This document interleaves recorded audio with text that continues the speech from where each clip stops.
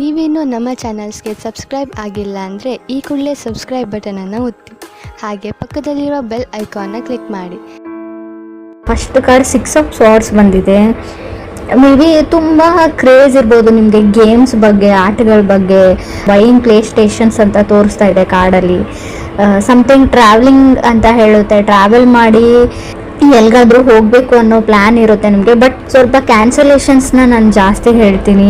Thinking of possibilities ಅಂತ ಹೇಳುತ್ತೆ. Relocate ಆಗಲ್ಲ, ನೀವು ಥಿಂಕ್ ಮಾಡ್ತೀರಾ ನಾನು ರೀಲೊಕೇಟ್ ಆಗಲ್ಲ, ಶಿಫ್ಟ್ ಆಗಲ್ಲ, ಮನೆ ಚೇಂಜ್ ಮಾಡಲ್ಲ, ಮೂವ್ ಆಗಲ್ಲ, ಬೇಡವಾ, ಮೇ ಬಿ ಫಾರಿನ್ ಲ್ಯಾಂಡ್ ಅಥವಾ ಬೇರೆ ಸ್ಟೇಟ್ಗೆ, ಊರಿಂದ ಊರಿಗೆ ಅಂತ ಹೇಳ್ತಾ ಸ್ವಲ್ಪ ಟೈಮ್ ತಗೊಳುತ್ತೆ. ಮನೆಯವರಿಂದ ನಿಮ್ಮನ್ನು ದೂರ ಮಾಡುತ್ತೆ, ಫ್ಯಾಮ್ಲಿಯಿಂದ ಅಂತ ಹೇಳುತ್ತೆ.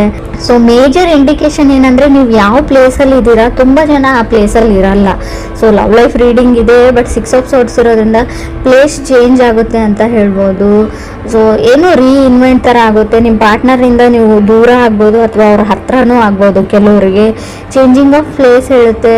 6 ಆಫ್ ಸ್ವಾರ್ಡ್ಸ್ ಅಂದರೆ ಏನೋ ಒಂದು ನಿಮಗೆ ಪಾರ್ಟ್ನರ್ ಮೇಲೆ ಒಂಥರ ಕಿರಿಕಿರಿ ಮಾಡ್ತಾರೆ, ಪದೇ ಪದೇ ಕಾಲ್ ಮಾಡಿ, ಪದೇ ಪದೇ ಮೆಸೇಜ್ ಮಾಡಿ, ಅದರ್ ಪರ್ಸನ್ ಅಂತ ಅನ್ನಿಸ್ಬೋದು. ಅಥವಾ ಅದರ್ ಪರ್ಸನ್ಗೆ ನೀವು ಆ ಥರ ಮಾಡ್ತೀರಾ ಅಂತ ಕೂಡ ಅನ್ಸ್ಬೋದು 6 ಆಫ್ ಸ್ವಾರ್ಡ್ಸ್ ಇರೋದ್ರಿಂದ. ಸೆಕೆಂಡ್ ಕಾರ್ಡ್ ನನಗೆ 5 ಆಫ್ ಪೆಂಟಿಕಲ್ಸ್ ಬಂದಿದೆ. ಮೇ ಬಿ ತುಂಬ ಇನ್ವೆಸ್ಟ್ ಮಾಡಿದ್ದೀರಾ ಟೈಮ್ ಆ್ಯಂಡ್ ಮನಿ ರಿಲೇಷನ್ಶಿಪ್ಗೆ ಅಂತ ಅನಿಸುತ್ತೆ ಕೆಲವರು.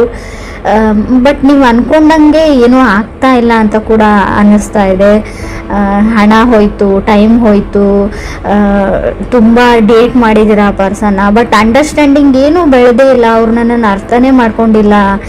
ಏನು ಹೀಗೆ ಆದರೆ ಹೇಗೆ ಮುಂದೆ ಫ್ಯೂಚರು, ಭವಿಷ್ಯ ಹೇಗೆ ಅಂತ ಥಾಟ್ಸ್ ಸ್ಟಾರ್ಟ್ ಆಗುತ್ತೆ ನಿಮಗೂ ಅಥವಾ ಅದರ್ ಪರ್ಸನ್ ಅಂದರೆ ನೀವು ಕನೆಕ್ಟ್ ಆಗಿರೋ ವ್ಯಕ್ತಿ. ಮೇ ಬಿ ನೀವು ಮದುವೆನೇ ಆಗಿರ್ಬೋದು ಅಥವಾ ರಿಲೇಷನ್ಶಿಪ್ಪಲ್ಲಿರ್ಬೋದು, ಕಮಿಟ್ ಆಗಿರ್ಬೋದು. ಥರ್ಡ್ ಕಾರ್ಡ್ ಕಿಂಗ್ ಆಫ್ ಸ್ವಾರ್ಡ್ಸ್ ಬಂದಿದೆ. ಕೆಲವರು ಕಿಂಗ್ ಆಫ್ ಸ್ವಾರ್ಡ್ಸ್ ಅಂದರೆ ಯಾವುದೋ ಒಬ್ಬ ವ್ಯಕ್ತಿನ ನಿಮ್ಮ ಲೈಫಿಂದ ಕಟ್ ಆಫ್ ಮಾಡ್ತೀರಾ ನೀವು.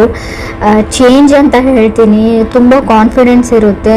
ಮೇ ಬಿ ಕೆಲವ್ರಿಗೆ ಈ ಥರ ಹೇಳ್ತೀನಿ ಅಂತ ತಪ್ಪು ತಿಳ್ಕೊಬೇಡಿ. 5 ಇಯರ್ಸಿಂದ ಮದುವೆ ಆಗಿರೋರು ಕೂಡ ಸಪ್ರೇಟ್ ಆಗುವಂಥ ಚಾನ್ಸಸ್ ಇದೆ. ಮದುವೆ ಆಗಿ 5 ಇಯರ್ಸ್ ಆದರೂ ಸಪ್ರೇಟ್ ಆಗ್ತೀರಾ, ಡಿವೋರ್ಸ್ಗೆ ಅಪ್ಲೈ ಮಾಡ್ತೀರಾ ಕೆಲವರು. ಪೇಷನ್ಸ್ ಇಸ್ ಎ ಕೈ. ಸ್ಪೀಚ್ ಬಗ್ಗೆ ಹೇಳ್ತೀನಿ ನಾವು. ನೀವು ಹೇಗೆ ಮಾತಾಡ್ತೀರಾ ಅದ್ರ ಬಗ್ಗೆ ಹುಷಾರಾಗಿರಿ.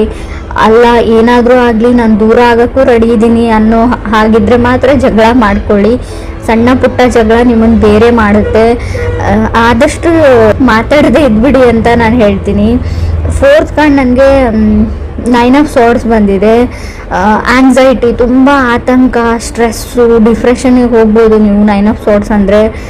ಆಲ್ಮೋಸ್ಟ್ ಕೆಲವ್ರದ್ದು ಸಪ್ರೇಷನ್ ಲೆವೆಲಿಗೆ ಬಂದು 9 ಆಫ್ ಸ್ವಾರ್ಡ್ಸು ಕೆಲವ್ರದ್ದು ಭಯ ಆಗೋಕ್ಕೆ ಶುರುವಾಗ್ಬಿಡುತ್ತೆ. ನಾನು ಯಾಕೆ ಇಷ್ಟು ಚಿಕ್ಕ ವಿಷಯಕ್ಕೆ ಜಗಳ ತಗೊಂಡೆ, ನಾನು ದೂರ ಆಗ್ತಾ ಇದ್ದೀನಿ ಅಂತ. ಸೊ ನಾನು ಮುಂಚೆನೇ ಇಂಡಿಕೇಶನ್ ಕೊಡ್ತಾ ಇದ್ದೀನಿ, ಸುಮ್ಮನಿದ್ದು ಬಿಡಿ. ಫಿಫ್ತ್ ಕಾರ್ಡ್ ನನಗೆ 7 ಆಫ್ ಕಪ್ಸ್ ಬಂದಿದೆ.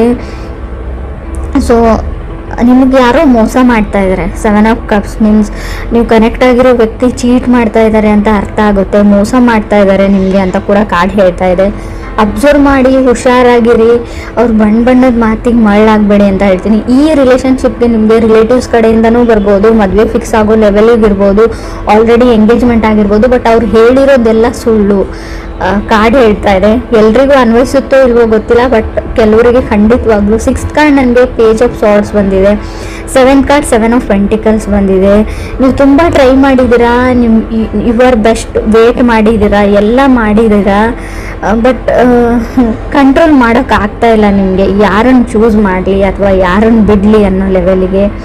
ಆ ರಿಲೇಷನ್ಶಿಪ್ಪಲ್ಲಿ ಇರೋಕ್ಕೂ ನೀವು ತುಂಬ ಟ್ರೈ ಮಾಡಿದ್ರಿ. ಮದುವೆ ಆಗಿ ತುಂಬ ವರ್ಷ ಆಯಿತು, ಇವಾಗ ಬಿಡೋಕ್ಕೂ ಆಗಲ್ಲ. ಗೌರವ, ಮಾನ, ಮರ್ಯಾದೆ ಪ್ರಶ್ನೆ ಎಲ್ಲ ಯೋಚನೆ ಮಾಡಿದ್ರಿ. ಬಟ್ ಕಡೆಗೆ ಬೇರೆ ದಾರಿ ಇಲ್ಲ ಅಂತ ಕೆಲವ್ರಿಗೆ ಅನಿಸಿರ್ಬೋದು. ಸಪ್ರೇಟು ಆಗ್ತಾ ಇದ್ದೀರಾ ಕೆಲವರು ಅಂತ ಹೇಳ್ತಾ ಇದೆ. 6 ಆಫ್ ಸ್ವಾರ್ಡ್ಸ್ ಏನು ಹೇಳುತ್ತೆ ಅಂದರೆ, ಆ ವ್ಯಕ್ತಿ ನಿಮ್ಗೆ ಚೀಟ್ ಮಾಡ್ತಾ ಇದ್ದಾರೆ ಅಂತ ಗೊತ್ತಿದೆ, ನಿಮಗೆ ಮೋಸ ಮಾಡ್ತಾ ಇದ್ದಾರೆ ಅಂತ ಗೊತ್ತಿತ್ತು. ಬಟ್ ಆದರೂ ಇಷ್ಟು ವರ್ಷಗಳ ಕಾಲ ಇದ್ರಿ, ಬಟ್ ಇನ್ನು ಮುಂದೆ ಆಗ್ತಾ ಇಲ್ಲ.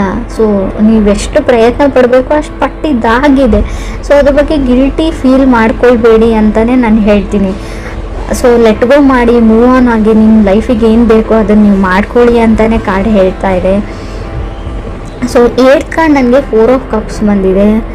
4 ಆಫ್ ಕಪ್ಸ್ ಅಂದರೆ ನಿಮಗೆ ಮಲ್ಟಿಪಲ್ ಆಪ್ಷನ್ಸ್ ಬರುತ್ತೆ ಖಂಡಿತವಾಗ್ಲೂ. ಸೊ ಕೇರ್ಫುಲ್ಲಾಗಿ ಅದರಲ್ಲಿ ನೀವು ಚೂಸ್ ಮಾಡ್ಕೊಳ್ಬೇಕಾಗುತ್ತೆ. ಇದು ನಿಮ್ಮ ಲೈಫ್ ಪ್ರಶ್ನೆ. ಸೊ ಮದುವೆಗೆ ರೆಡಿ ಮಾಡ್ಕೊಳ್ತಾ ಇದ್ದೀರಾ ಅಂತಲೂ ಗೊತ್ತು, ಸೆಟ್ಲ್ ಆಗಬೇಕು ಅಂತ ಡಿಸೈಡ್ ಮಾಡಿದ್ದೀರಾ ಕೆಲವರು. ಯಾಕಂದರೆ ನನ್ನ ಅಕ್ಕಪಕ್ಕ ನನಗಿಂತಲೂ ಚಿಕ್ಕವರಿಗೆಲ್ಲ ಮದುವೆ ಆಗ್ತಾ ಇದೆ ಅಂತ ಫ್ರೆಶರ್ ಥರ ನಿಮಗೆ ಫೀಲ್ ಇರ್ಬೋದು.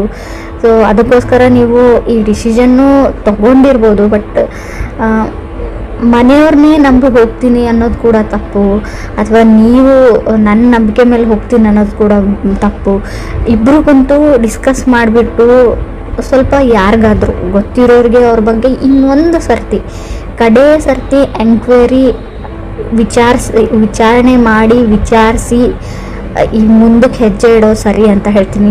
ಕೆಲವರು ಮೋಸ ಹೋಗೋ ಚಾನ್ಸಸ್ ತುಂಬ ಕಾಣಿಸ್ತಾ ಇದೆ ಅಂತ ನಾನು ಒತ್ತಿ ಹೇಳ್ತಾ ಇದ್ದೀನಿ. ಇದನ್ನು ಮದುವೆ ಅಂತ ಮಾತುಕತೆ ಬೇರೆ. ಇನ್ನು ಕೆಲವ್ರಿಗೆ ನಾನು 9th ಕಾರ್ಡ್ ನನಗೆ ಏಸ್ ಆಫ್ ಕಪ್ಸ್ ಬಂದಿದೆ. ಯಾರನ್ನು ನಿಮ್ಮ ಲೈಫಲ್ಲಿ ಅಲೋ ಮಾಡ್ಕೊಳ್ತೀರಾ ಅನ್ನೋದು ಕೂಡ ನಿಮ್ಮ ಮೇಲೆ ಬಿಟ್ಟಿರೋ ವಿಚಾರ ಅಂತ ನಾನು ಹೇಳ್ತೀನಿ. ಆಪ್ಷನ್ಸ್ ತುಂಬ ಇದೆ, ತುಂಬ ಕಾಂಪ್ಲಿಕೇಟೆಡ್ ಲವ್ ಅಂತ ಅನಿಸುತ್ತೆ. ನೀವು ಪ್ರೀತಿನ ಹುಡ್ಕೊಂಡು ಹೋಗಬೇಡಿ, ಅದಾಗದೇ ನಿಮ್ಮ ಹತ್ರಕ್ಕೆ ಬರುತ್ತೆ ಅಂತಲೂ ಕಾಡೇ ಹೇಳ್ತಾ ಇದೆ. ಕೆಲವ್ರಿಗೆ ಪಾಸ್ಟಲ್ಲಿ ನೀವು ತುಂಬ ಚೆನ್ನಾಗಿ ಹ್ಯಾಂಡಲ್ ಮಾಡಿದ್ದೀರಾ, ಬಟ್ ಎಲ್ಲನೂ ಕಾಂಪ್ಲಿಕೇಟೆಡ್ ಆಗಿ ನಿಮಗೆ ಔಟ್ಪುಟ್ ಬಂದಿದೆ, ಯಾವುದನ್ನು ನೀವು ಸಾಲ್ವ್ ಮಾಡೋಕ್ಕಾಗಲ್ಲ. ಕೆಲವ್ರಿಗೆ ನಾನು ಏಸ್ ಆಫ್ ಕಪ್ಸ್ ಇರೋದ್ರಿಂದ ನೀವು ಸಿಂಗಲ್ ಆಗಿರೋರು ಖಂಡಿತವಾಗ್ಲೂ ನೋ ಮೋರ್ ಸಿಂಗಲ್ ಅಂತ ತೋರಿಸ್ತಾ ಇದೆ. ಖಂಡಿತವಾಗ್ಲೂ ನೀವು ಕಪಲ್ಸ್ ಆಗ್ತೀರಾ, ಪೇರ್ ಆಗ್ತೀರಾ. ಮದುವೆಗೆ ವೇಟ್ ಮಾಡ್ತಾ ಇದ್ದರೆ ಖಂಡಿತವಾಗ್ಲೂ ನಿಮ್ಮ ಮದುವೆ ಫಿಕ್ಸ್ ಆಗೋ ಎಲ್ಲ ಪಾಸಿಬಿಲಿಟೀಸು ಕಾರ್ಡಲ್ಲಿ ತೋರಿಸ್ತಾ ಇದೆ. ಏನು ಅಂದರೆ ಮೇ ಬಿ ನೀವು ಸ್ಟೂಡೆಂಟ್ಸ್ ಇದ್ದರೆ ನಿಮ್ಮ ಫ್ಯಾಮ್ಲಿಯಿಂದ ದೂರ ಹೋಗಿ ಹೈಯರ್ ಎಜುಕೇಷನ್ನ ಮಾಡ್ಬೋದು.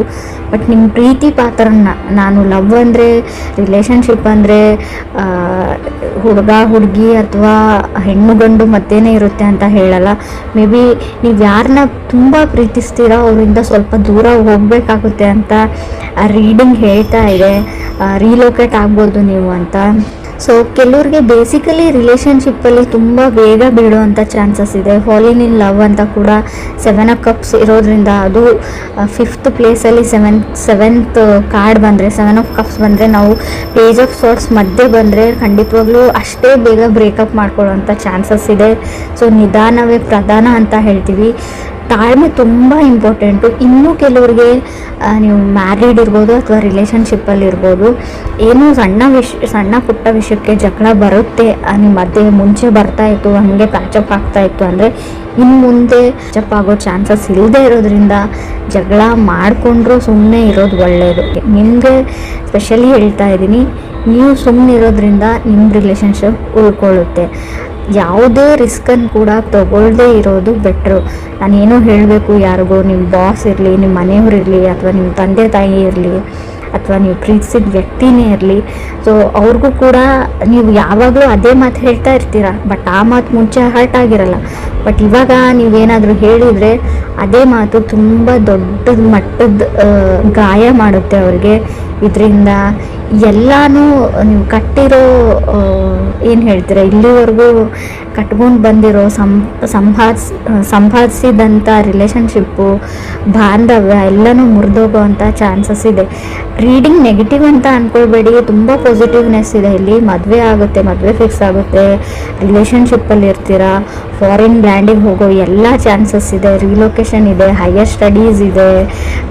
ಕೆಲವ್ರಿಗೆ ನೀವು ಪ್ರೀತಿಸಿದ ವ್ಯಕ್ತಿನೂ ನಿಮ್ಗೆ ಸಿಗ್ತಾರೆ. ಬಟ್ ನಿಮ್ಮ ಮಾತಿನ ಬಗ್ಗೆ ಅಷ್ಟೇ ನೀವು ಗಮನ ಇರಬೇಕು, ಜಗಳ ಮಾಡ್ಕೊಳ್ಬೋದು ಅಷ್ಟೇ. ಕೆಲವ್ರು ಖಂಡಿತ ಜಗಳ ಆಗುತ್ತೆ, ಅವಾಗ ನಿಮ್ಗೆ ಆತಂಕ ಆಗುತ್ತೆ, ಸ್ಟ್ರೆಸ್ ಆಗುತ್ತೆ. ಬಟ್ ಅದು ಕಾನ್ಸಿಕ್ವೆನ್ಸಸ್ ಅಂತ ಹೇಳ್ತೀವಿ. ಮಾಡ್ಕೊಂಡಿರೋ ತಪ್ಪಿಗೆ ಅದನ್ನೆಲ್ಲ ನಾವು ಅನುಭವಿಸ್ಬೇಕು. ಏನೇ ಬರಲಿ ಅದನ್ನು ಹೆದರಿಸ್ತೀನಿ ಅನ್ನೋ ಕಾನ್ಫಿಡೆನ್ಸ್ ಇರಲಿ. ಎಲ್ಲೂ ಕುಸ್ತೋಗ್ಬೇಡಿ ಅಂತ ನಾನು ಹೇಳ್ತೀನಿ. ಆಗೋಗಿದೆ. ಸೊ ಅದನ್ನು ಆದಷ್ಟು ಸರಿ ಮಾಡೋಕ್ಕಾಗ್ತಾ ಇದೆ, ಸರಿ ಮಾಡ್ಕೊಳ್ಳಿ. ಇಲ್ಲ ನನಗಿಷ್ಟ ಇಲ್ಲ ಸರಿ ಮಾಡ್ಕೊಳ್ಳೋದಂದರೆ ಬಿಟ್ಬಿಡಿ. ಹಳೆದ್ರ ಬಗ್ಗೆ ಯೋಚನೆ ಮಾಡಬೇಡಿ, ಫ್ಯೂಚರ್ ಬಗ್ಗೆ ಥಿಂಕ್ ಮಾಡಿ, ಲೆಟ್ ಗೋ ಮಾಡಿ, ಮುಂದೆ ಹೋಗಿ ಅಂತ ಬೇಸಿಕಲಿ ಕಾರ್ಡ್ಸ್ ಹೇಳ್ತಾ ಇದೆ. ಸಿಂಗಲ್ಸ್ ಇರೋರಿಗೂ ಅಷ್ಟೇ, ಖಂಡಿತವಾಗ್ಲೂ ನಿಮ್ಮ ಲೈಫಲ್ಲಿ ಹೊಸ ವ್ಯಕ್ತಿ ಬರೋ ಚಾನ್ಸಸ್ ಪೇಜ್ ಆಫ್ ಸಾರ್ಟ್ಸ್ ಇರೋದ್ರಿಂದ ಕ್ಲಿಯರ್ಲಿ ಗೊತ್ತಾಗ್ತಾ ಇದೆ. ಸೊ ಕೆಲವ್ರು ನಿಮಗೆ ಮೋಸ ಮಾಡ್ಬೋದು. ಸೊ ಅದರಿಂದ ಕೂಡ ಹುಷಾರಾಗಿರಿ ಅಂತ ಹೇಳ್ತೀನಿ.